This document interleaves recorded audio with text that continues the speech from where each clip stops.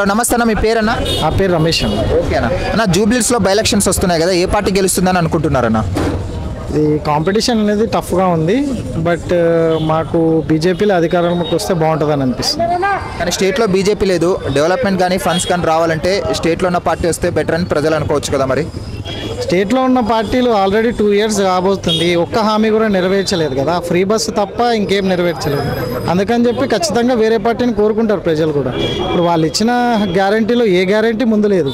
ఆ బస్సు ఒకటి ఫ్రీగా పెట్టి అప్పులు చేయడం తప్ప కూడా ఇంకా ఏది లేదు. ఆర్టీసీ కూడా చాలా అప్పులలో ఉంది, అది కూడా పబ్లిక్ అందరికీ తెలుసు.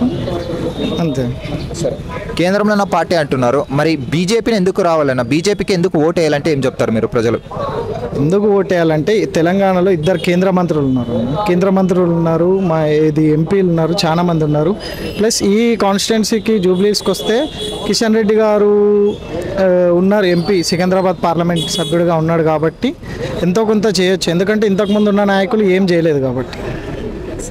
అలాగే మాగంటి సునీత గారు నిల్చుంటున్నారు. మాగంటి గారు భర్త హస్బెండ్ చనిపోయారు కదా రీసెంట్గా. మరి సానుభూతి ఓట్లు పడే అవకాశం ఉందా? అది కాక మాగంటి గోపీనాథ్ గారు 3 సార్లు గెలిచారు ఎమ్మెల్యేగా వరుసగా. గెలిచిండండి. గెలిచిన తర్వాత కూడా ఇంత స్లమ్ ఉందంటే వాళ్ళే అర్థం చేసుకోవాలి. సానుభూతి అని ఉండొచ్చు, ఎంతో కొంత ఉండొచ్చు.